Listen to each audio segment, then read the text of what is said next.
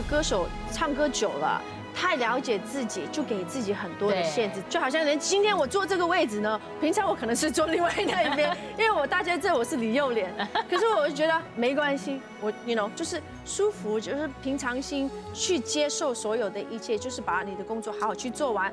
然后有一天就是在学校有一个音乐课程，那个老师要做一个历史的music history 一个 concert。我就唱了是现代的歌，就是 Whitney Houston 的那首《Run to You》。I wanna run to you。然后呢，全场的那些黑人全都站起来，哇，这样子，我天生就是那种快乐宝宝，我喜欢逗人家笑。哇！所以这一次，我觉得我去做这个评委呢，我要 change 我自己。我要怎么去面对？就是我要说真话。所以当一些可能是真的是我的忠实歌迷唱得不好，我也是跟他说，哦，对不起，宝贝，今天没有到我们要的水准，这样子了。嘿，大家好，我是 Coco 李玟。想知道我所有的点点滴滴，然后从出道到现在所有的小故事吗？记得要收看《看板人物》。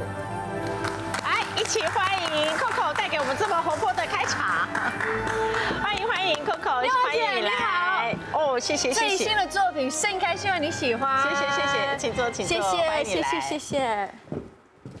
哇，这张金光灿烂的新的专辑，跟我们先谈一下好不好？好啊。因为上一次为了专辑来台湾，应该是婚前了，4年前。4年前哦，所以如果说大家很喜欢 Coco， 台湾很多人从 Coco 一出道的时候，就感觉是我们台湾出来的女儿一样哦。然后等了4年呢，真的很久哎。这张真的很花心思去做。这一次我是用非常非常严格的耳朵。那么还有，我觉得就是在这几年，我觉得我在很多的人生观，或者就是在爱情，很多的一些东西改变了我。所以呢，我想透过我的音乐去跟大家分享我的一些小故事啊，一些情感啊，透过音乐可以感动人。这4年推这个专辑，你自己其实作为一个歌手也很幸运，就是每一次专辑你都可以说，这是目前为止我最满意的，就是表示一次一次都有超越。我们今天在放这个看板的时候，大家都觉得很有意思，说哇，时间过得很快。对，就是在你人生不同时期，其实你自己应该都有很多 highlights。这个里面对你来说，走到目前为止，你觉得在歌唱事业里面，你最难忘的段落是什么？最难忘的段落，应该真的是奥斯卡的那一段，因为奥斯卡就是刚好我出完了英文专辑。然后呢，在做我的一个中文专辑的时候，就收集了这个《月光爱人》这首歌，也没想到呢，这首歌会达到一个这样的一个成绩，真的从来没有想过会被提名到奥斯卡，也没想过会有一天呢，就是站在奥斯卡的舞台上。我觉得这有一点是在做梦一样的感觉，可是有背后有个小故事的。那个时候呢，在做完呢，那张专辑我记得叫做《So Crazy》。那张Promise 那一张，然后呢，整个专辑是比较嘻哈的一种风格 ，Pop Hip Hop。然后呢，就是差不多做完了，我的老板呢，那个时候的唱片公司呢，他就说，有一个电影的主题曲想找你来唱，因为这个会往国际发展。我说 OK 好，我就听了是谭盾写的这首歌，我觉得歌特别的美，非常的美，是一个中国风的一个抒情歌曲慢歌。我说这歌很美，我很喜欢，可是我怕跟整张专辑的风格不太像因为你说你那专辑原来是设定是 hip hop， 对，比较 hip hop 一点的，所以呢，我本来准备是要放弃的。然后呢，我妈妈呢就听到了这一首歌，妈妈就说 ：“Coco 不行，你一定要唱这首歌，这是个好歌。”你之前都有习惯，就是你在收歌的时候，或者说你在人生要做比较难决定的有 dilemma 的时候，你都会请妈妈来帮你一起来分享你的意见吗？会，我觉得到现在还是这样子。现在还多了个老公可以帮忙，大家来想嘛。你听 Age 的时候也是这样吗？从小都是这样子，对，所以其实重点就是记得要听妈妈的话，重点是要听妈妈的话。真的没想到呢，那个决定就那一首歌也把我带到这个奥斯卡舞台上了。所以我真的是非常感谢，首先就是感谢我妈妈，就是那一天也告诉我，哎 ，Coco 你一定要唱这首歌，这是个好歌。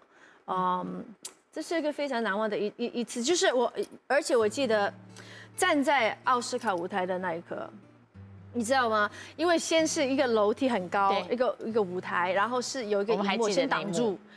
我这心是跳到真的是，你知道整个人是发抖呢，是失去你的直觉。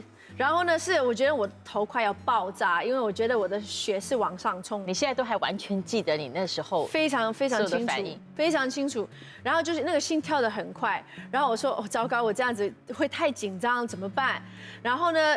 音乐一下的时候，我觉得我整个人好像就进去了另外一个世界。我就是在催眠自己，我告诉我自己，真的不能紧张，因为呢，待会儿呢，你有几亿人在看你，世界各地人在看你，你是首位的华人哦，你不能丢你自己华人的脸啊！你一定要好好唱，不管今天的成绩是怎么样，你就是要好好唱，就是要让全世界的朋友看到我们华人是有才华的。所以我那天是就是哇，突然间哦，好像鬼上身一样，然后之后呢，就那个因为。就唱了，好像很淡定这样就唱了。然后呢，我还记得很清楚，就是台下我有看到 Steven Spielberg、Brad Pitt、Tom Hanks，Hello， 然后就好像啊，这个舞台属于我的，这一刻我是最重要，我是主角，我站在这个舞台，这个是我的舞台，你们要听我的。然后呢，唱完之后呢，拍手啊，谢谢啊。Steven Spielberg 啊 ，Tom Hanks 好紧张啊，拜拜，就马上就下台，整个是跑下去啊，好紧张。然后呢，可是下台呢，第一个看到就是我二姐嘛，二姐呢就一直在流眼泪。我本来是想，糟糕，是我唱的这么差，你一直在哭吗？没有，她说她很感动，所以也让我自己也流眼泪。真的没想到，真的像做梦一样的一个机会，真的。对。没有重来的，只能一次。对，可那是你出道几年之后，然后你就有站到一个应该是最大的舞台了。我出道是94年，然后那个好像是2001年的这奥斯卡。你知道，我就觉得很有意思，就有的人说，出名要趁早，那也有的人说，像中国人、台湾人、华人的社会都会觉得，如果很年轻的时候你就创造了一个 highlight， 究竟是好还是不好呢？可是你很不容易，是你后来并没有因为在出道这么几年以后就站上这个大舞台，然后 this is it 你就停住了，到现在你还是一直在音乐的曲风上，或是你的歌唱表演的事业上，你一直找新的创新。我说你怎么做到的？你没有被那个成就压力哈？对，肯定是有压力的，肯定是有压力的，就是因为我曾经有在。国外出过唱片，就是做了一个真正的一个国际性的一个专辑，英文专辑，去了世界各地去做宣传，然后又在奥斯卡表演，然后NBA 的时候，姚明第一场球赛又把我带去了美国的 Houston 为姚明加油打气，所以很多的就是哇，就是一些很不可思议，就是哇，就是好像在做梦一样的一些机会。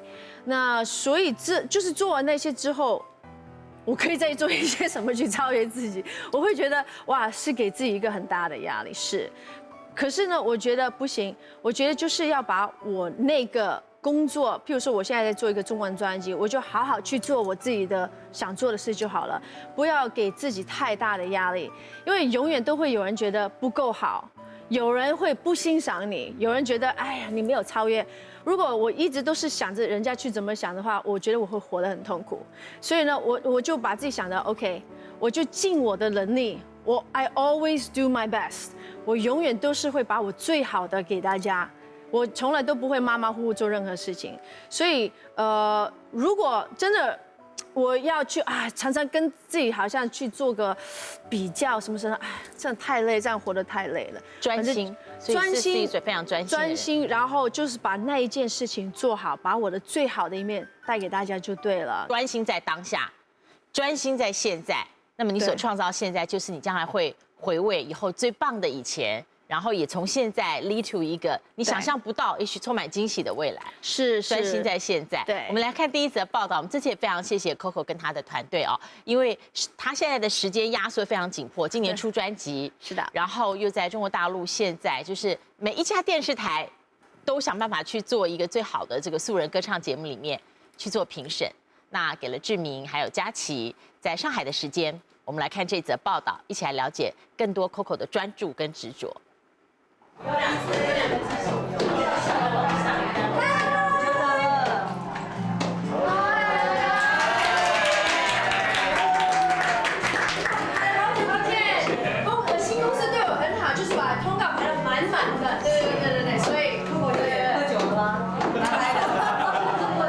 在台湾成名，又要出新专辑，李玟和媒体见面的听歌会，就像久别重逢的好友。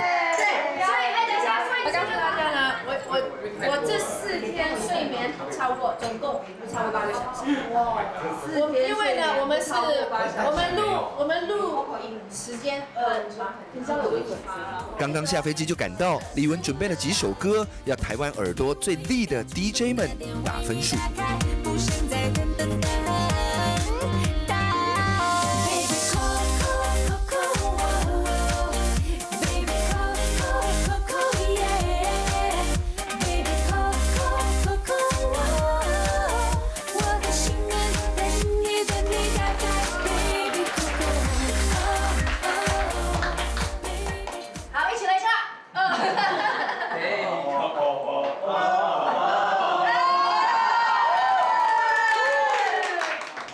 歌词的这副歌的时候呢，我喜欢你说 Coco， 可是不是我的名字，是好像敲门的那个声音 Coco Coco。那敲什么门呢？就是心愿。唱不出我们间的心愿，未来的岁月，看着我的眼。对，就是我觉得他内心就是他内心住着一个很雀跃的小女孩的灵魂。所以他随时就是像你笑里面的很雀跃这样子，对。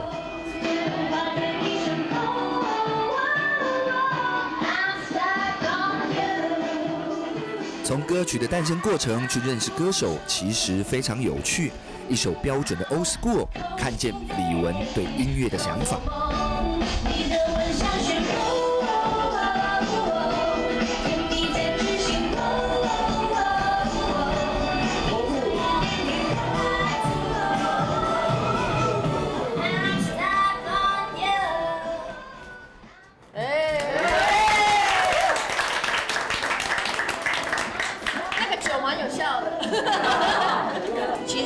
本身就喜欢这种唱腔，它是有点 soul， 有一点这个 Motown 的东西嘛，我本来就喜欢。一首歌出炉之前的故事其实没那么简单。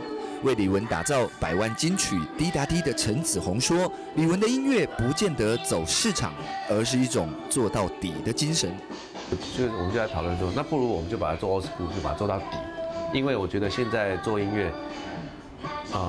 卡在中间的都不行，就要么就这样，要么就这样。他是做过来，他记录李玟的工作，完全的明白艺人的辛苦。一早就在下雨溪边拍摄，他几乎什么都没吃，不太吃东西。那可能今天就是靠吃香蕉跟几块巧克力这样撑住。其实主要也是意志力啊，靠自己意志力一直撑住。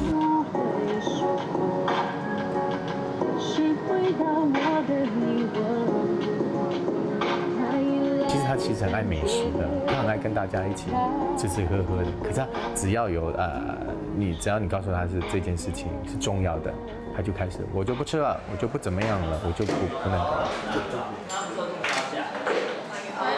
10几个小时工作对他来说是基本起跳。新专辑的 MV 甚至一拍连续花了27个小时，马不停蹄，他又往上海飞去。伟忠哥，你别这样子嘛，我们大家看到你都发抖哎，会怕。你少来。 You're like Godfather。你就在装。你真的是 Godfather， 我们都 shaking your ass。看到李玟没有？看到李玟没有？哦，要。我是在这里。其实李玟是把台湾的流行乐界做了一个改变。那时候流行乐界女孩子都是玉女嘛，穿长裙子，然后她来了就这个抖屁股，就很狂肆。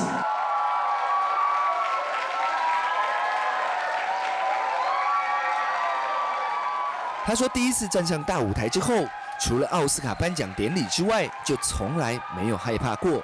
如今，他也要让更多年轻人和他一样站上舞台。让我们一起欢迎中国梦之声第3位梦想导师 Coco 李玟。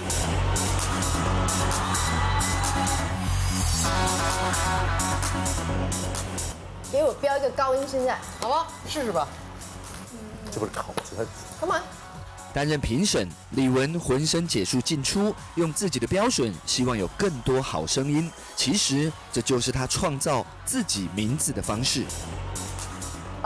我自己也是从来没有学过唱歌，如果你没有办法去请一个老师教你，那些歌手的卡带、那些 CD 就是你的老师，多听听。他的态度永远是很委婉，但是他的立场永远很坚定。他就是我就是要这样。可是呢，他不会跟你说我就是要这样，他会跟你说老师，我可不可以帮我怎么样？哎呀，这个这样比较好啦，怎么拜托啦，怎么，让你没办法拒绝他。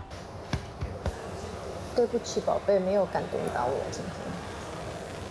从1万多位参赛者开始海选，一位一位听，一个一个建议给。工作结束时总是精疲力竭。终于结束了，现在时间是2点45，凌晨2点45。整个头是昏的，可是今天很成功。明天一大早，明天大概是7点钟要起床了，加油！明天继续工作。Thank you. Hi guys， 在台湾见啊！ Good night. Good night guys， 谢谢。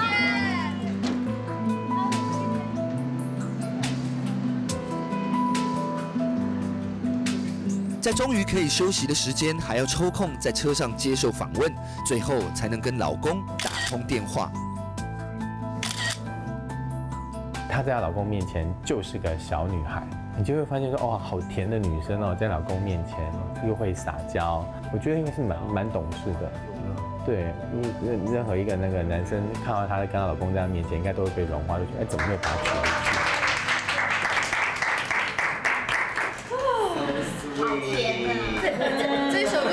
这首歌是我在录音室唱最困难的一首，因为我唱不下去。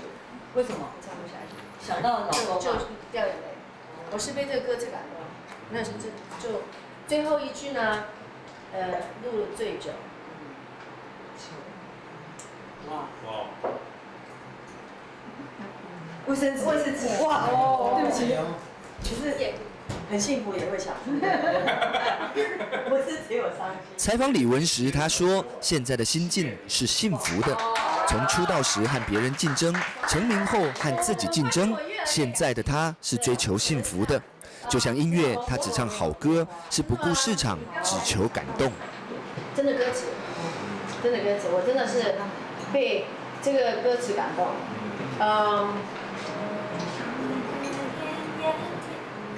你冷静一点。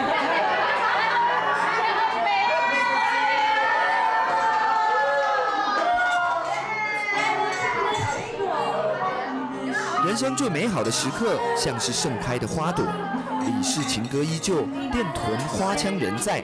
她笑着说：“心被老公偷走了，那花一般的美丽，更平添一股幸福娇媚。”因为你94年在台湾出道，然后后来我们刚聊嘛，其实几年以后你就被国际音乐市场上发现，你是一个可以走到国际市场的华人歌手。那当然之后的你的市场，我们说两岸三地，香港、中国大陆、台湾还有其他地方，那就会感觉说，李玟是一个国际性的歌手了。可是台湾台北这个地方，我们回头看这个照片哦，我看这大概就94、95年出道的时候的，对，94年特别不一样的情感里面，你有特别多的这个回忆。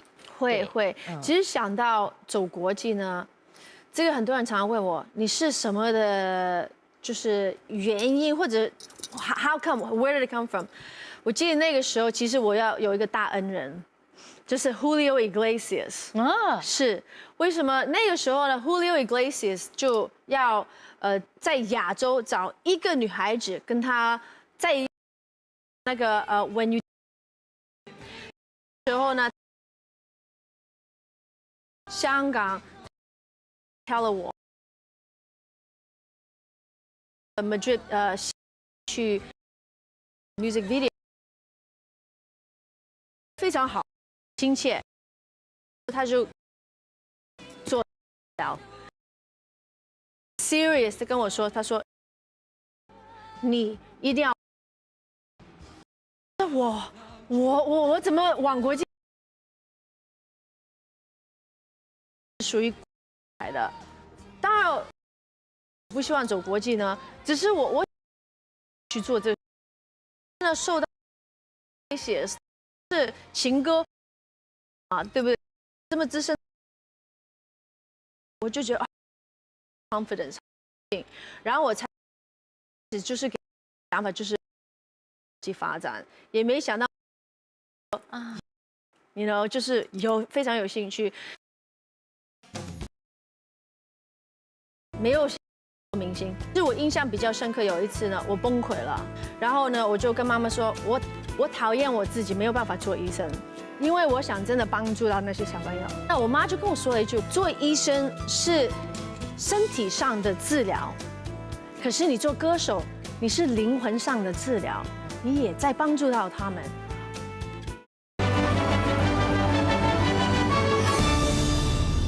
就当你现在在做评审的时候，我们刚刚看到这个节目，因为它买美国偶像的版权，所以它必须非常完整严谨的照它原始的制作风格呈现。对，那在这样一个这么大然后万人海选的场面里面，你对于自己所说出的每一句话，不管你是诚实的给他建议，或者是衷心的想赞美他，但希望他不要得意忘形，这个我相信做评审的有自己的一个压力吧。如果你很希望在他们这么难得他们才能够站在你们面前唱一首歌，很紧张的等待你们的评语的时候，像你感情这么丰富的人，你每一句话你可能都是很用心的，想很久。因为我要做诚实的，我一定要做诚实的。那么我自己曾经也是参加唱歌比赛出来，所以我非常能够体谅这些学员他们的心态，他们的紧张，他们就是抱着一个希望。就是一个梦想，你有看到不忍心的，就是看到有很多时候，就是他可能他整个背后的故事很凄凉，就很可怜的，可能就是家人就是可能是哪一个过世了，然后就靠他一个人来赚钱去养妈妈，可是他唱的就是真的不行，所以其实呢，他告诉我这个故事，我当然是同情他。我觉得每一个人有这个同情心，这是个对的事情。可是今天我们站在那个舞台，我们是寻找这个 Chinese idol 嘛，所以呢，就是在那一刻是最挣扎，怎么跟他说我不想伤他的心。所以其实，在整个在录制这个《中国梦之声》呢，我体验了很多我从来没有经历过的事情，我觉得我也成长了很多，也发现自己很多事情我完全不知道的。因为第一，我天生就是那种快乐宝宝，我喜欢逗人家笑，我是那种扮鬼扮马，就是让人家开心的那一种，所以我从来是不太喜欢说一些话是让人家伤心的。哇！所以这一次，我觉得我去做这个评委呢，我要 change 我自己。我要怎么去面对？就是我要说真话，就是可能说了这个真话，这个人会恨死我。可能之前是我的歌迷，也因为我说对不起，你唱得不好，就以后都不当我的歌迷。我要就是有这个心理准备了。我说了宝贝，所以我现在有一个叫宝贝姐。对，如果我跟你说宝贝，就有可能有危险。所以你喜欢接有挑战性的工作，对？因为之前做评委，然后这么长时间，我看我们那天。录到应该不是单一偶然嘛，凌晨2点半才收工嘛，然后连续2天的话，第二天7点多又要起来。对，但如果这个工作内容是有挑战性的，你就很愿意去尝试。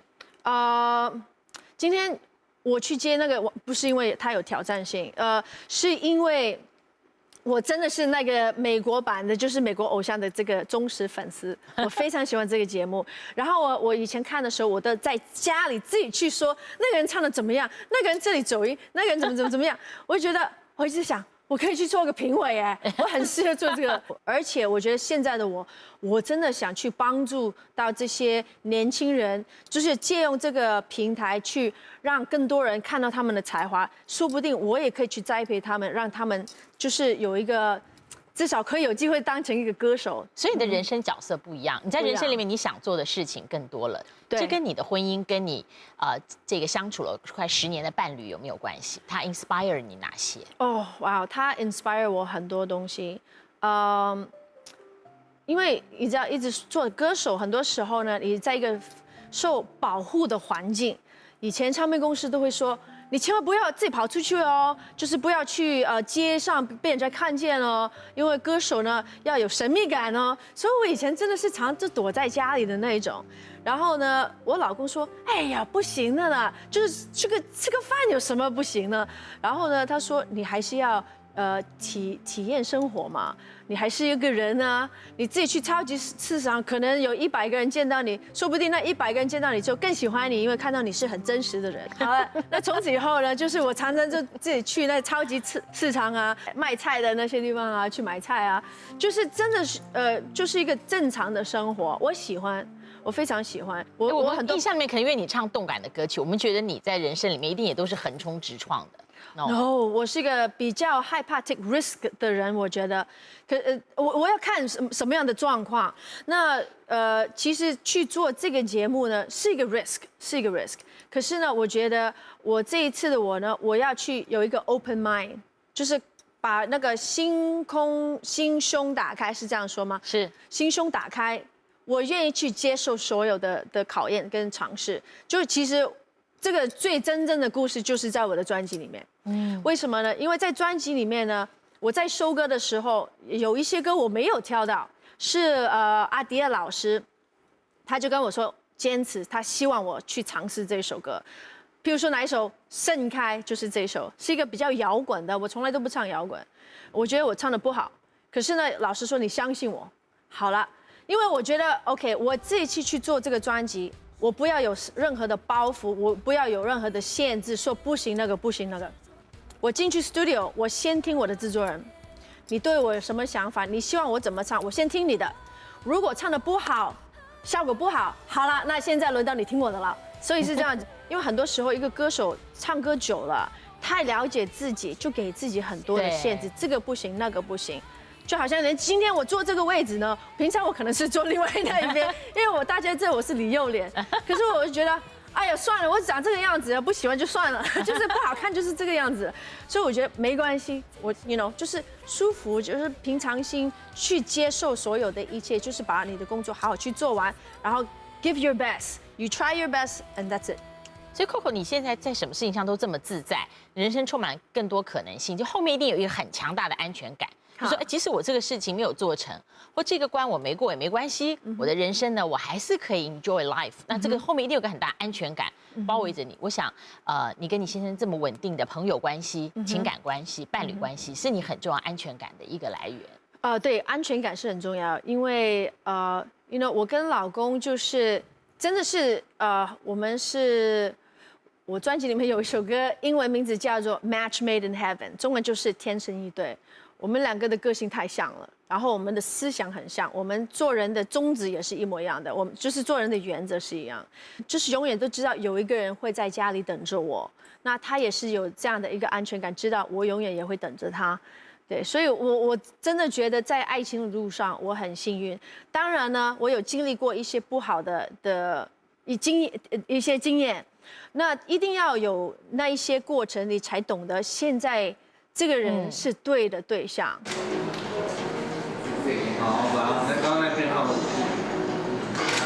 这是采访李玟的第一天，为了新专辑回台湾拍摄 MV， 敬业的她从头到尾配合十足，但是不知道是不是问错了问题，才刚刚开口，采访就不得不中断。他赚的钱全部就是为了我们3个，让我们有一口饭吃。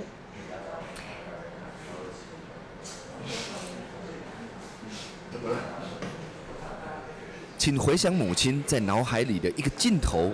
这个问题让李玟泪洒片场，几乎不在外人面前掉泪的她，让整个团队都紧张起来。很难开心的是说哎。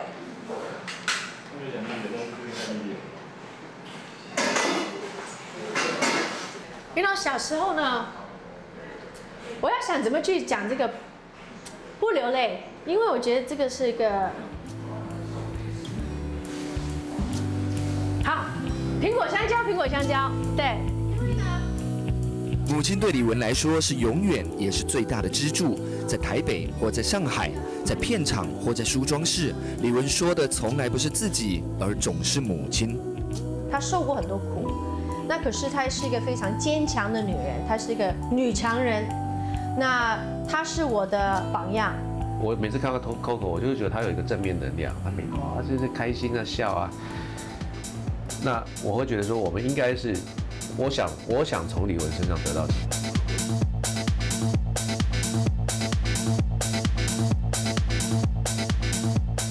对华语歌手而言，第一个进军美国歌坛，第一张英文专辑，第一位登上奥斯卡颁奖典礼，第一位在 NBA 演唱美国国歌，这些成就仿佛在母亲面前都是渺小的。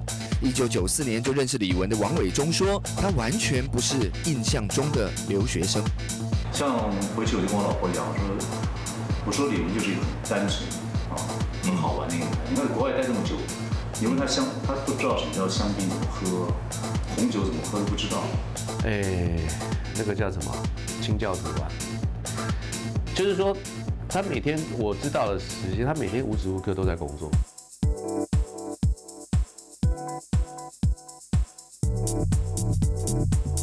9岁的李玟随着母亲和姐姐从香港移民美国，妈妈给她的印象就是一边照顾3个小孩，一边不断的念书，考上中医师，全力以赴，毫不抱怨。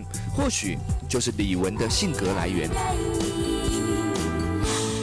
倒数开始，滴答滴，滴答滴答滴答滴答滴答滴。这一张全亚洲卖出180万张的唱片，捕捉描绘出李玟的动感和韵味。陈子红说，越简单的曲子，其实越有特色。因为他很擅长那种哇那种对吧？那个对他来说太容易了啊，他怎么样他唱得比别人好。可是要用这种3岁小孩都会唱的旋律，怎么唱出李玟的功力，这个是很难。她虽然是加州华裔妙龄小姐冠军，也是排球校队，但是因为想要像妈妈一样当医师，她的成绩始终名列前茅，连哈佛大学和耶鲁大学都颁发最出色美籍华人歌手奖项。但李玟还是说，一切要归功妈妈，就连登上奥斯卡的歌曲，其实也是妈妈坚持下才保留的。我出道做歌手到现在，每一首歌都是我跟妈妈一起听的。我妈就听了这首，她说 ：“Coco， 你一定要唱这首歌，这首是个好歌。”她真的这样讲？她真的啊，妈妈也是这样。妈妈说话很严肃的，然后我说 ：“OK， 好吧，好了，我很听话，好了，我要唱。” I would still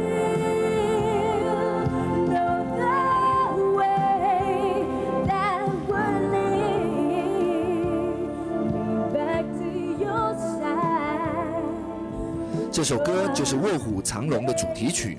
他笑着说，其实他的中文就是从歌词学来的，所以太难的成语听不懂。其实就一位国际巨星来说，他的一个小动作令人印象深刻。I did my homework. Baby picture, family picture, wedding picture, 工作 picture. 你自己弄的啊？对，然后有 video。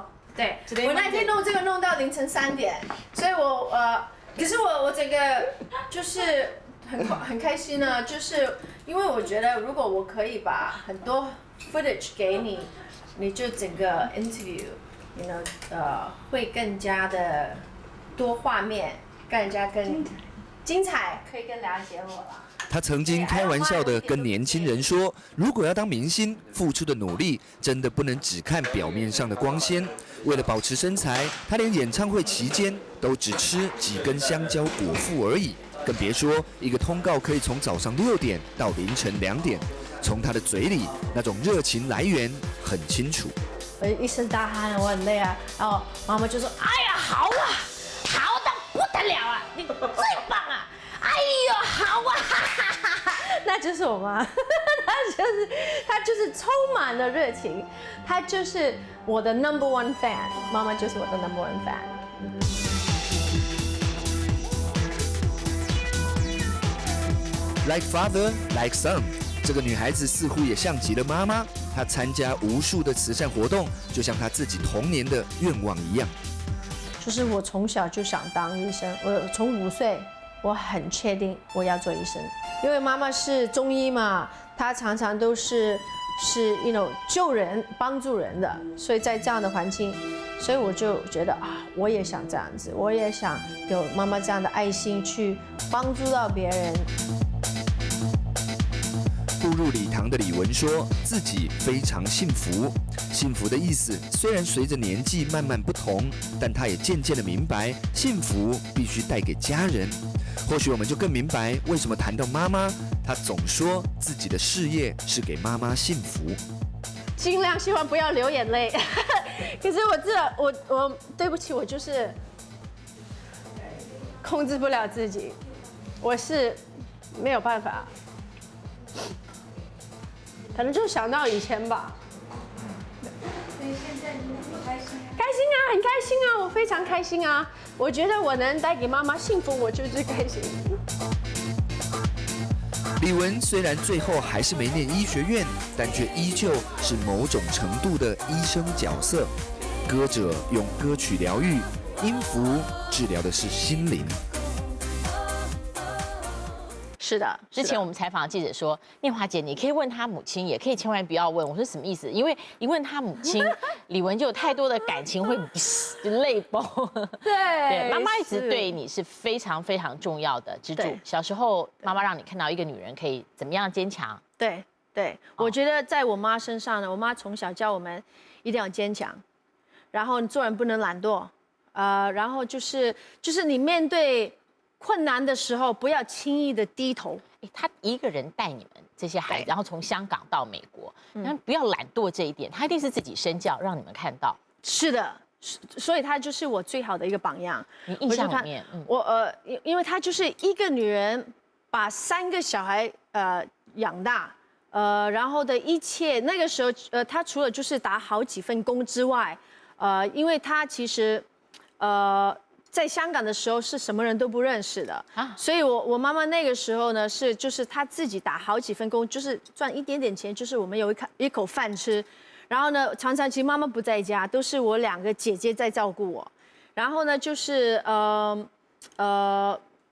妈妈那个时候同时，因为妈咪在北京的时候是学医学的，对。然后呢，她想在香港去有中医有一个这个执照，所以晚上又要去上课。所以可是我就看到我妈妈就是从小在我眼中呢，她是一个很努力的人，然后她是一个有目标，然后很努力一步一步，因为人生是辛苦的。没有一个东西，就是一个人成功是有他的故事，不是就是这样子天就掉下来一个就是成功的给你。No， 他是有一步一步他的努力才得到他的成功。所以我在我妈妈身上就看到了我妈妈付出的一切。对，所以在你刚出道不久的时候，很多人问你，就觉得哇，这么漂亮、活泼、可爱的小女孩，然后从美国来台湾发展，大家都想说啊，你一定是从小喜欢唱歌，没错，但想当歌星、想当明星。可是那时候你都会说，我唱，我将来有机会，我还是要回去读医，对，就是要想当医生。就是那时候你母亲对你的影响非常的大，正面影响。从小没有想过做明星，没有这样的一个明星梦。因为妈太过严格，也是比较保守，她不懂演艺圈是什么样的，所以她不懂就觉得可能会学坏，其实是可以很单纯，就是你自己选择要什么样的生活方式嘛。所以 anyway 那个时候呢，就从小我从5岁就很确定我要做医生，我就是喜欢这样，我就看很多的这些身边的人呢，可能妈妈一些病人呢，我会觉得很棒，就是可以去治疗帮助别人。其实我印象比较深刻，有一次呢，我崩溃了，做了歌手我崩溃了，就是我做一些慈善活动嘛，那个时候是跟这个这个癌症的基金会是 Make a Wish Foundation，OK， 就花了一整天，就是跟这些有癌症的小孩子跟他们聚在一起，癌病童哈，对，就是就是我在他们面前是开开心心的逗他们开心，回到家我崩溃了，我就哭了，不停的哭，然后呢，我就跟妈妈说，我讨厌我自己，没有办法做医生，然后呢，我觉得就是因为我想真的帮助到那些小朋友，就他们 remind 你，其实你从小，你觉得人生有很多意义，但是一个非常有意义的事是你看到母亲跟病人的医病关系，对，你看到你真正可以去把他们从失望中拯救出来。对，然后呢，我妈就跟我说了一句，我觉得很有意思，她说，做医生是身体上的治疗，可是你做歌手，你是灵魂上的治疗，你也在帮助到他们。妈妈很有智慧。我觉得说得真好，然后马上就开心了。然后我就真的，我就觉得，我就发誓，我一定要做好音乐，我一定希望做一些音乐是带给大家欢乐、开心的，因为这。I wanna run to you, tell me will you stay, or will you run away？ 然后呢，全场的那些黑人群都站起来，哇，这样子你知道吗？很多人都说我对歌唱有热爱，但是在荧光幕前所有 spotlight 打在身上，那种感觉当然也很好。可对你来说，你从一开始一直到现在，你都是希望说你的歌唱事业能够发生点什么意义，对不对？不管是帮助人，对，或在别人听了你的歌，在他的这个人生里面，它产生了一点什么意义，那个对你来讲才是你最重要的一件事。因为很多歌迷他们都会告诉我，在他们最艰苦的日子。然后就是听着我的音乐，陪着他们，就是让他们就是振作起来，就是可以重新来过，就是好像我的歌是给他们一个力量，一个正能量，我就觉得哇，这个是太重要了，因为音乐对我来说有同一样的一个 power， 我每天起床。就是我觉得听到音乐哇，整个人就会特别有 energy， 或者我觉得我现在的我需要听一些什么样的音乐去给我一个 energy， 听了之后就觉得OK right let's go， 就是真的，我就觉得音乐就是有这样的力量，我就是要做这样有力量的音乐。而且你小时候，我们刚才访问里面听你跟那些 DJ 聊才晓得，你并没有跟老师学过音乐，因为那时候在美国的时候，妈妈也要工作嘛，就是你没有那么多的充裕的物质资源让你去学乐器、学音乐，或者上什么特别没想到，因为真的自己听，没想到自己会当歌手呢，所以没有去说我要准备去什么，没有，就是真的是自己很爱音乐，很喜欢听歌，很喜欢唱歌。可是我小时候唱歌是躲在厕所里面唱的，因为在厕所的声音特别好听嘛。对，然后呢，就是在学校呢，就是跟我几个好的女生朋友，然后呢，我们也是会在校园里面唱歌，唱歌，就是可能是唱 Whitney Houston 的、Mariah Carey、Michael Jackson 的。然后有一天就是在学校有一个音乐课程，我没有 take 那个 class。那个老师要做一个历史的music history 一个 concert， 那个老师呢就从我的朋友那边听说我会唱歌，所以他邀请我要不要唱现在 modern music 那一段。那你唱谁的？我想了一下，OK 好，我不是 anyway I want to try it， so 我就唱了是现代的歌，就是 Whitney Houston 的那首 Run to You。哇。然后之后呢，我记得好了，我就走到那个台中了。然后呢，台下很多的就是观众都是那些黑人同学嘛，在三藩市。然后我记得我走出去的时候，好多同学都就是开始在笑，就觉得他笑唱歌就是笑我。可是我开始唱的时候呢 ，I wanna run to you， I wanna run to you， tell me。Will you stay, or will you run away？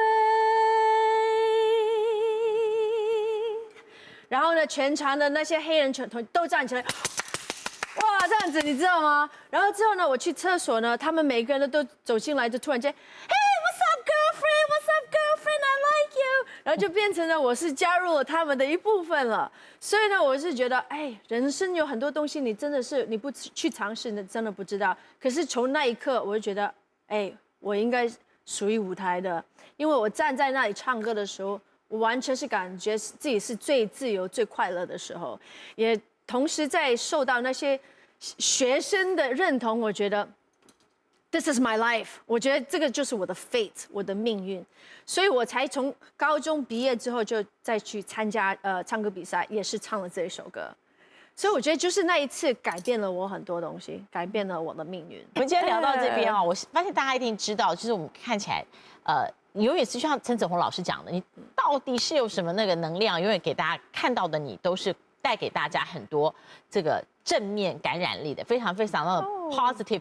但是从访问到采访，我发现你自己的自律很严，就是在看不到的地方，其实你是有自己的自我要求的。比方4年没有出片，然后我们再听到你的声音，然后我们再看到李玟的样，就是没有什么很多的改变，跟以前他必须要1整年跑通告的时候，对，你是一个自我要求很严的人。是我对自己特别严格我对自己就是self discipline 很重要所以比如说我在通告之前或者一个演唱会那一天是那3个月辣的、炸的、甜的、冰的都不会吃，就是有任何东西会刺激自己喉咙的，绝对不会。什么？我自己本来就是不抽烟的嘛，那酒那就更不会去碰了。如果就是演唱会有一些什么样的重要的一些表演，所以很多时候呢，有任何的表演，那一天的我是最不好玩的。怎么说？因为我是非常对自己是最严格的，可能就是真的吃香蕉。我现在就变成香蕉皇后了，因为呢，香蕉是可以帮助我的体力，而且它是对身体健康，所以变成了。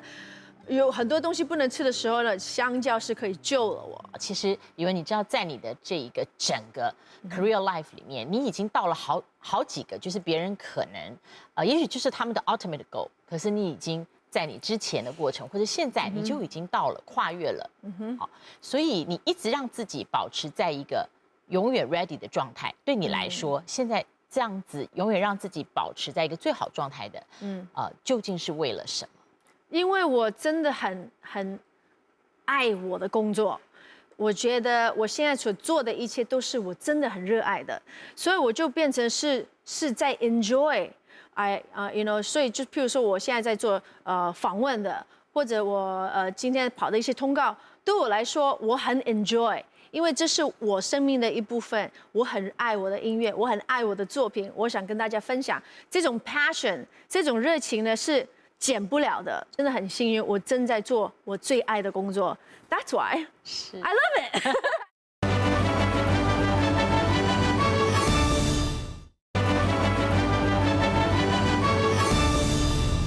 今天非常谢谢 Coco 来，要常常回来，我们都以你为荣。谢谢你，谢谢，祝你非常顺利，谢谢。